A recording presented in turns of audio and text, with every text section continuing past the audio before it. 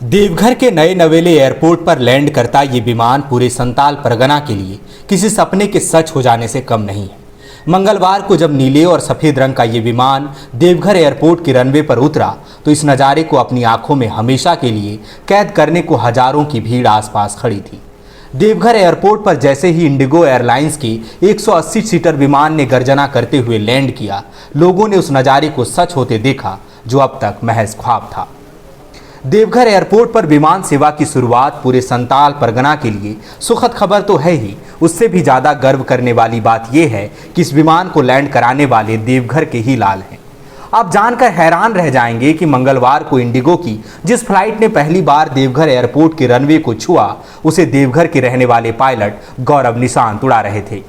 दरअसल कोलकाता से उड़कर इंडिगो की जिस फ्लाइट ने देवघर एयरपोर्ट पर लैंड किया, उसे गौरव निशांत ही उड़ा रहे थे। सोचिए, नज़ारे की कल्पना कीजिए, देवघर एयरपोर्ट, पहली फ्लाइट और उसे उड़ाने वाला देवघर का लाल। शायद यही वजह रही कि एयरपोर्ट की चहारदीवारी के चारों तरफ लोगों की भीड़ वैसे ही उमड़ी थी जैसे किसी नेता के हेलीकॉप्टर को देखने के लिए इकट्ठी होती है। वैसे भी आसमान में परवाज करता इंसान हो या विमान, लोगों को आकर्षित करता ही है। सब लोग उड़ना चाहते हैं। जब उड़ान का सपना हकीकत बन जाता है तो नज़ारा ऐसा ही होता है। न केवल देवघर बल्कि पूरे संताल परगना के लोगों का आसमान की ऊंचाइयों में उड़ान भरने का ख्वाब बहुत जल्दी पूरा होने वाला है। कितने दिन, महीने और साल लगे, रुकावटें आई, विवाद हुए, कभी लगा कि देवघर एयरपोर्ट कहीं ख्वाब ही ना रह जाए। लेकिन वो कहते हैं ना कि किसी चीज को शिद्दत से चाहो तो पूरी कायनात उसे तुमसे मिलाने की साजिश में लग जाती है। देवघर में भी कुछ ऐसा ही हुआ।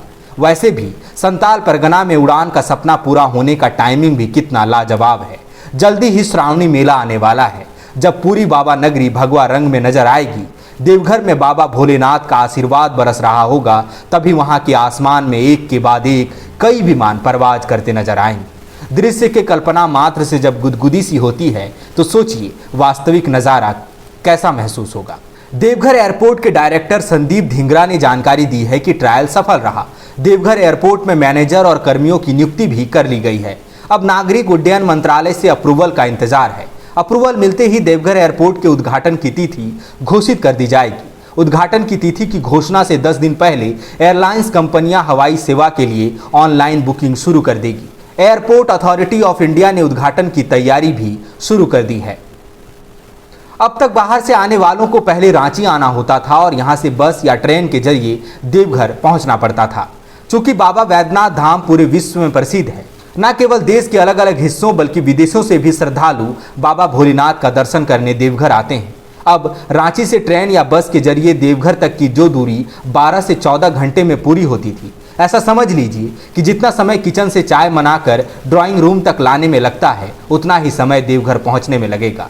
झारखंड गठन के 20 साल में आपने देवघर तक की दूरी उबड़ खाबड़ सड़क पर हिचकोले खाते हुए पूरी की होगी, लेकिन अब पलक झपकते ही देवघर पहुंच जाएंगे। हो सकता है कि सीट बेल्ट बांधने और खोलने तक का समय ही देवघर पहुंचने का भी समय हो। जो भी हो, आखिरकार झारखंड में उड़ान का एक और सपना पूरा हुआ। इस बीच राजनेता आपस में चाहे कितनी भी सिर फुटअव्वल करें कि एयरपोर्ट हम लाए, लेकिन जनता इससे खुश है कि एयरपोर्ट बन गया। बायोम डॉक्टर बनने का है सपना, मगर सही गाइडेंस की है कमी, तो आए बायोम। रांची में सिर्फ मेडिकल की तैयारी के लिए एक बेहतरीन संस्थान, नीट और एम्स की तैयारी के लिए सन 2001 से मेडिकल प्रिपरेशन के लिए सबका भरोसेमंद संस्थान बायोम, हीनू एवं नगरा टोली, रांची।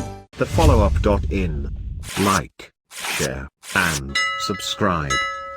www.thefollowup.in